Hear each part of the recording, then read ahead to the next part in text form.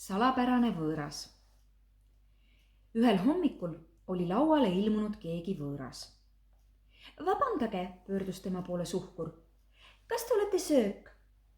Muidugi, vastas tundmatu upsakalt. Loomulikult olen ma söök. Kuidas te võite üldse nii rumalaid asju küsida? Andke andeks, vabandas suhkur. Ma pole sellist toiduainet varem kohanud. Kindlasti olete pärit välismaalt. Selge see, kinnitas tundmatu. Otsejoones välismaalt. Mina olen samuti välismaalt pärit, ütles pitsa. Itaaliast, kuid teisugust rooga pole ka mina enne näinud. Või Itaaliast. Mina olen hoopis kaugemalt kui Itaaliast, nähvas tundmatu toit. Palju kaugemalt. Äkki sina tunned teda, Sushi, uuris suhkur. On ta järsku Jaapanist? Ei tule nagu tuttav ette, venitas Sushi. Ei saagi tulla, õiendas võõras. Ma ei ole ka Jaapanist, vaid veel kaugemalt, maailma teisest otsast. Nii, ütles Sushi aupaklikult. Ja kuidas on teie nimi? Kuidas? Karjatas tundmatu. Te ei tunne mind ära. Ma ei suuda seda uskuda. Mis köök see selline on? Ma olen maailma kõige kuulsam toiduaine ja te küsite minu nime. Kas teil häbi pole?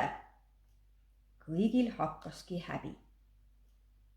Arve solvuge, palus pitsa. Köögis on lihtsalt pime. Ja nüüd tunneme me teid loomulikult ära. Oi, see on meile nii suur au, et sedavõrd kuulus toiduaine on meie lauale sattunud. Tulge palun siia taldrikule, istuge au kohale. Hei, leivatükk, tee kaugele külalisele ruumi. Mulle tuleb see nägu tuttav ette, ütles leib mõtlikult.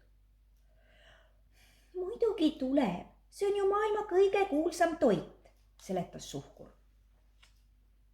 Kas tõesti, vangutas leib pead.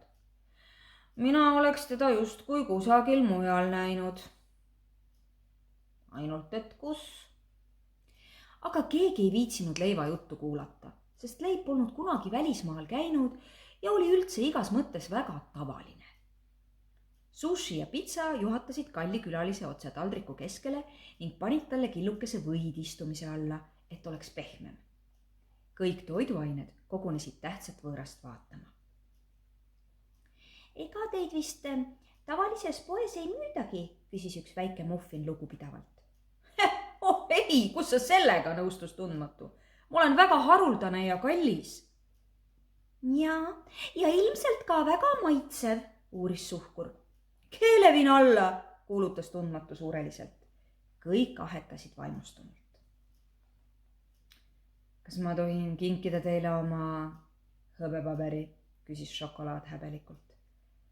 Äkki sobiks see teile tekiks? Mulle oleks see suur au. Anna aga siia, poiss, nõustus uhke võõras ja õnnelik šokolaad asus end riidest lahti koorima. Paraku äratas hõbepaberi krabin potis magava hernesupi. See oli üks vägev hernesupp. Paks, roheline ja ohtra suitsulihaga. Ta kergitas potikaant ja vaatas välja. Mis nali see on? Küsis ta jämeda häälega ja sügas endal kulbiga selga. Kes see seal taldriku peal laiutab? See on meie kauge külaline, maailma kuulus toit, hakkas Sushi seletama, aga hernesupp haaras kulbi kindlamalt pihku ja virutas sellega vastu pliiti nii, et kolises. See pole mingi toit. See on juba kamm, käratas ta. Hurjuh, peletis. Kas sa saad esikusse? Ajad veel söögilaua karvu täis. Kamm ehmus, hüppas taldriku pealt maha ja sibas köögiuksest välja nagu sajajalgne.